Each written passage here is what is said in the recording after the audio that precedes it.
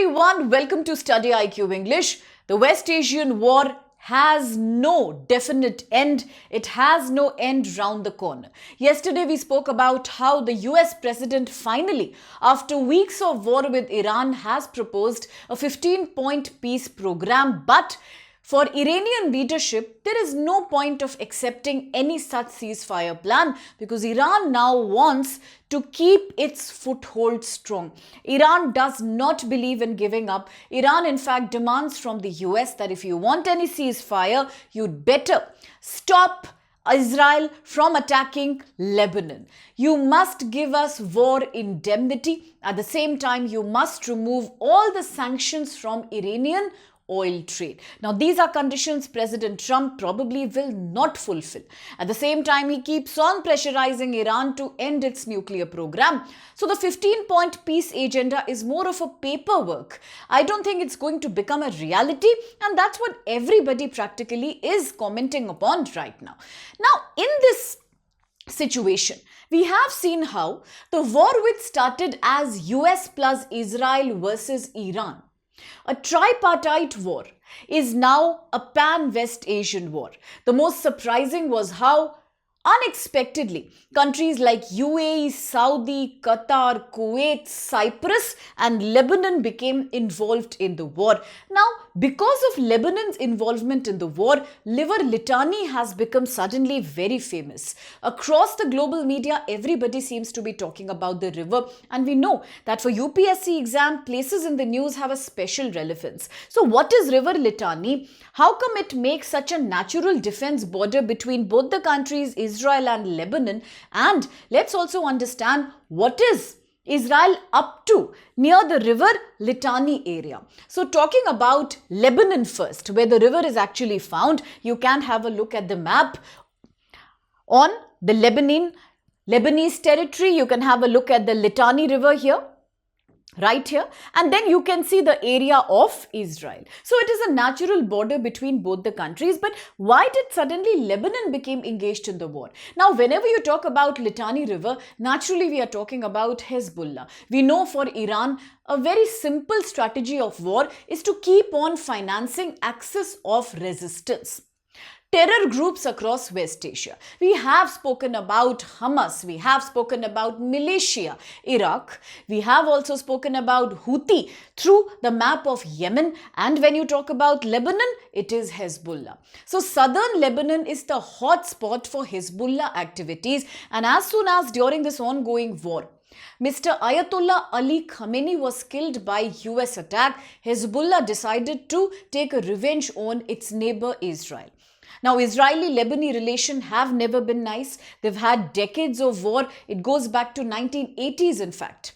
Today, Hezbollah started retaliating on Israel, and Israel in return has started attacking the territory of Lebanon. So, Lebanon also became involved in the war despite not having any active engagement with it initially. So, here comes Litani River. What is happening right now is that Litani River has suddenly become strategically important in this ongoing war between Israel and Hezbollah. Israel, a US ally against Iran. Hezbollah, the axis of resistance, the non-state actor of terror that's supported from Iran. Now, Israel wants to control the area from the border of River Litani all the way up to a big chunk of portion in southern Lebanon. Why? Because now Israel wants to create a buffer security zone here. In fact, I had also mentioned that it was quite shocking when the global news media reported how Israeli defense forces started using chemicals like white phosphorus in and around the area of Litani.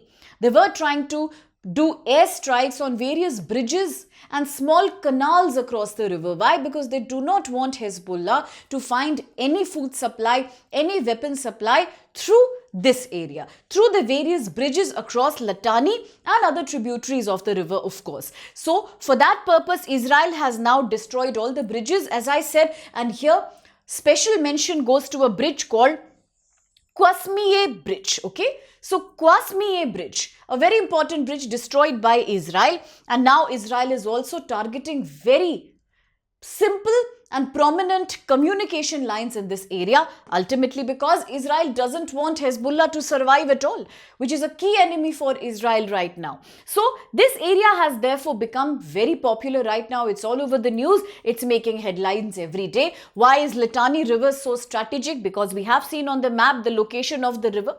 Now we know, okay, how Litani River that drains here into the Mediterranean has such a big relevance. Relevance because it lies about 30 kilometers north of Israeli-Lebanese border. So it's a border river. Then it creates a natural defense line. If you are able to control the southern area of the river, then you can cut Lebanon completely from the rest of the country. That means if you are able to choke this area, then the southern part of River Litani is completely cut off from the rest of the country. And that's what Israel wants.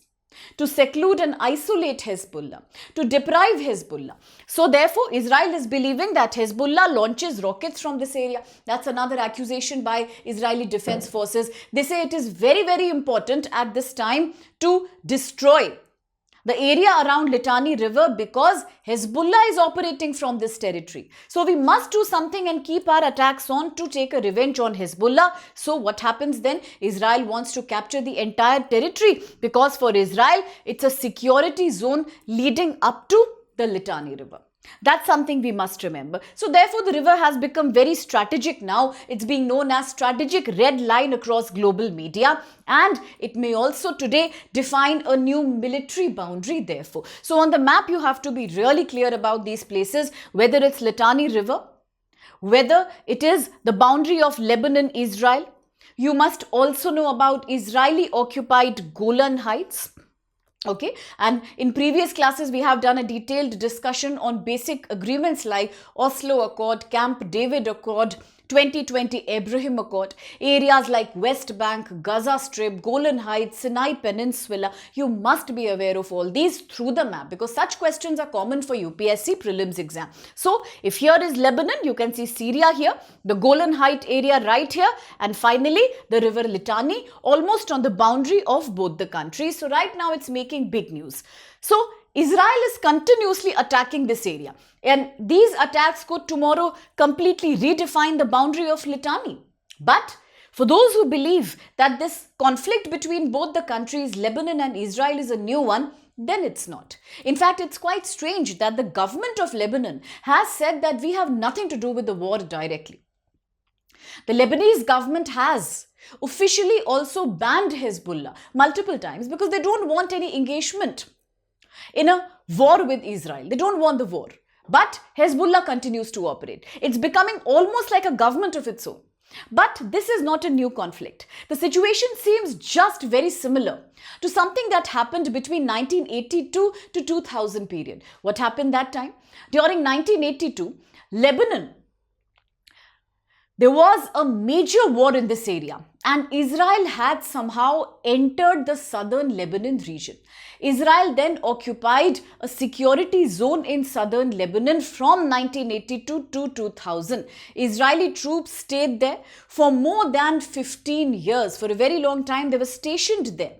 They tried their best to stop all the militancy activity associated with Hezbollah here, and finally they withdrew after too much global condemnation and too much resistance in 2000. Now the situation is looking pretty much the similar because Israel is planning to create a buffer zone right around the Litani River area, so we can compare it to the 1982 Lebanon war. Situation is not very different from that. So that's exactly the point that's being made here, that from a bilateral war between two countries, it has now become a pan-West Asian war. And talking about Litani River, its features and characteristics, it's the longest river of Lebanon, good to remember. Its origin is near the west of Baalbek, the Bekaa Valley as you call it. At the same time, it has a flow of southwest direction, ultimately falling in the Mediterranean Sea, a very fertile area supposedly and important for irrigation, water supply, hydroelectricity. There are certain famous tributaries of Litani River. It's good to know 2-3 of them to keep them at the back of our mind for the exam, such as the Berdwani.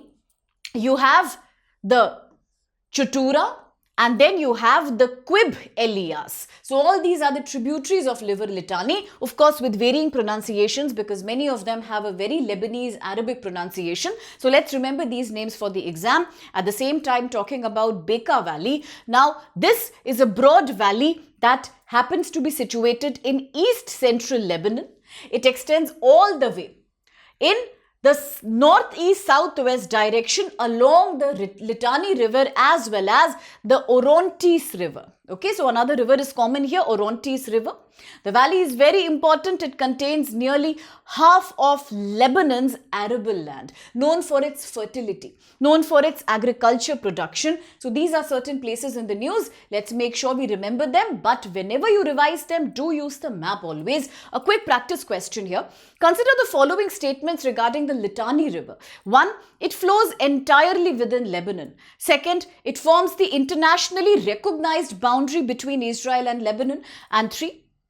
It has been proposed as potential limit for security zone in Israel-Hezbollah conflict. Which of these statements according to you are valid? You can share your answer in the comment box for other aspirants also to know, to discuss. You can share your opinion. That's very, very welcome on our platform provided it's non-political. And now here's a quick QR code with which you can access my Telegram channel and all the various UPSC initiatives that I keep sharing with you. Do remember that at StudyIQ, very few days left for the Safalta Mahotsav sale to be over. The sale is coming to an end on 27 March. So you must hurry up. Very limited time is left now. What's the benefit? For all our UPSC courses, you will get 60% off. Plus, if you use my code SPLIVE, additional benefit. So this is a great opportunity to enroll and in return get the best of study material, books, classrooms, revision, practice and 24/7 mentorship. So thank you so much.